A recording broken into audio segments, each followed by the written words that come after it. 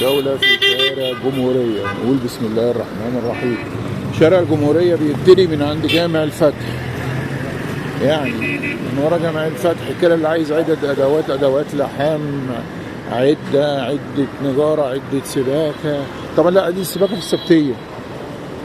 دول بقى اللي هم بتوع ايه، المسامير ولا الرواية بتوع المسامير. امال دول بتوع ايه؟ دول بتوع اللحام بقى. حلو. بتوع العدد، بتوع الأدوات، بتوع عايز يشتري أي حاجة ليها علاقة بالعدة في شارع الجمهورية. ورا جامع الفتح اهو. نخش الشارع من أول. في عجل هنا بتاع بجوخ، في عجل بتاع بجوخ. حلو. ميكروباصات بقى ورا، ميكروباصات عتبة هنا، ميكروباصات سيدة عائشة. في بقى نخش لكم ريفيو كده عن محل. طبعا بص، عدد وادوات بالعبيط. بس معظم من ان الساعة خلاص هنا الظهر جدا، ولكن شارع الجمهورية معانا. شنط عدة، شنيورات، هيلتي، تكسير، حاجات السيراميك، الكلام ده. ده الخيل اشهر واحد هنا.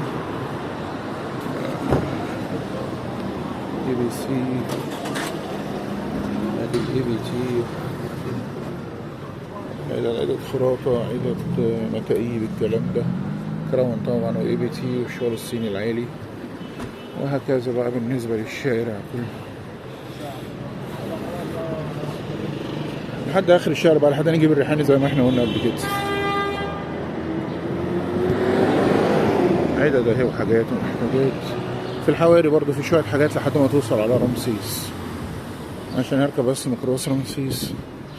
فأنا هروح فين؟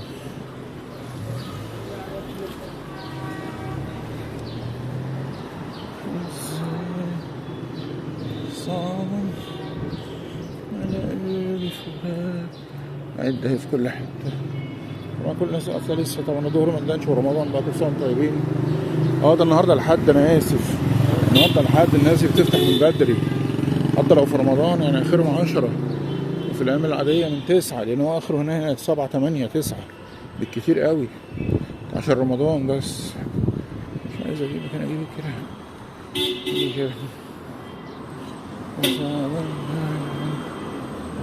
في ناس بتأجز الجمعة، وفي ناس بتأجز الحد، بس الأغلبية هي اللي بتأجز الحد. وده عرف في السوق المصري، عرف من أيام فتح مصر. لأن مصر كانت قبطية، وكانت الأجازة بتاعتها يوم الحد، فمعظم التجار كانوا يوم الأقباط طبعا. تمام. فكانت الأجازة الحد، وفضلت لحد أجازة الحد. زي الحلاقين أجازتهم الاثنين، مش عارف إيه الفرق يعني.